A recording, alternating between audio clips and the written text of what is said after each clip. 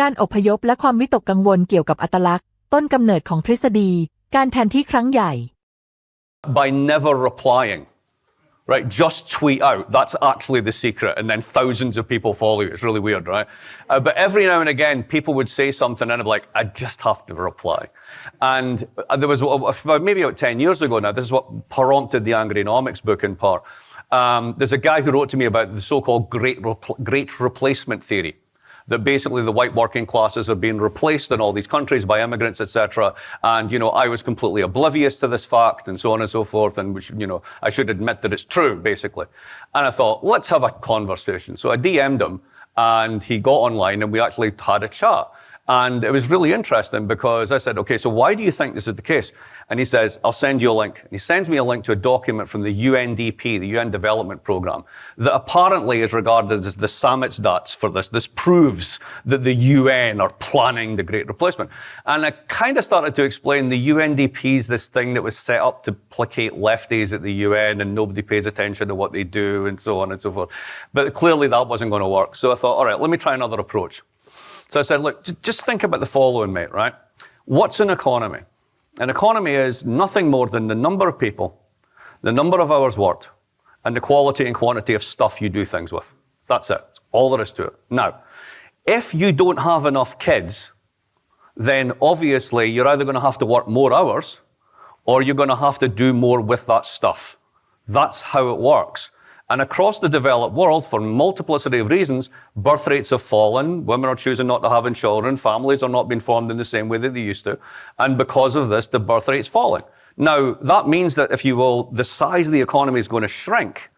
That means we're all going to get poorer. The only way out of this, particularly with an aging population who expect pensions to be honoured, is if you have immigration. And to me, this is an iron-cast argument. That's it. Like, we stop at that point. And he said, you just don't get it, do you? We're being replaced. A couple of years later, I'm talking to an ITN news presenter called Andrea Calderwood.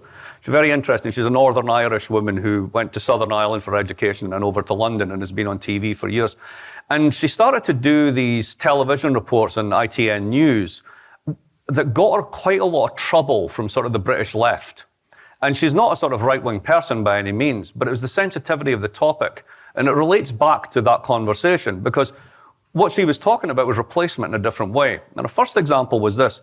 In many cities and small towns in the north of England, the social hub of the community in many ways are different pubs, public houses. Right? That's what you have. And you're dealing with, British culture of a particular class and age segment, which means the pub's absolutely central to their lives. But a couple of things are happening. Number one, remember we didn't have enough kids, right? And then the second one is young people don't drink anymore. Ooh. So what's happening is all the pubs are shutting down. The population that has been coming in tend to be Muslim immigrants. They open up sweet shops. So you have a plethora of sweet shops and no pubs. We're being replaced, right? Now, another example. Down in England, they play this very strange thing called cricket. You might have heard of it, right?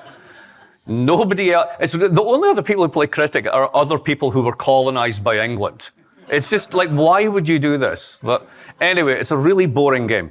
But in the south of England, as opposed to the north of England, it performs a very important social function, which is all these little villages scattered around London and places like Buckinghamshire, etc. The cricket club is what everybody joins. And you can be totally crap at cricket. You might never even play it. But you pay £50 and that keeps the social institution going and people meet there, whatever. And when you have weddings, right, you do it at the cricket club. And that means all the money from the village goes to the bar. It basically becomes a kind of like check cashing agency. Everyone gets their social network from it, etc. All the rest of it. That's how it works, right? Guess what starts to happen? Those people begin to age out. You don't have enough young people. They're not playing cricket. Who are playing cricket are the young Asian kids who don't drink. And they're really good at cricket. So what starts to happen is not only do they take over the southern clubs, the financing model begins to shift because they're getting it over the bar no longer works. So they start to get sponsorship on their shirts from local Asian businesses, right? Meanwhile, up in the north, where the funding model is still there, that basically produces crap cricket teams. What we have in the South are elite players on totally different financing models. We're being replaced. My point is, economics is always received through a cultural lens. What we do as economists and political economists, we talk about things like the rate of inflation. And we tell you things like, oh no, we've got the numbers, we've done the numbers on this, it's fine, it's going down. And you go to the supermarket and go, are you crazy? Because what you look at is the price level, and the price level never shifts down. I look at the delta, the rate of change on how much it's going up or how much it's going down. We're looking at the same thing, but we're seeing two different things, just as my interlocutor did when I saw basically a crisis of replication and he saw a crisis of replacement. Now, I think that framing helps us understand grievance in a particular way, and it helps me think about how, as a political economist, I might say something perhaps useful about this issue.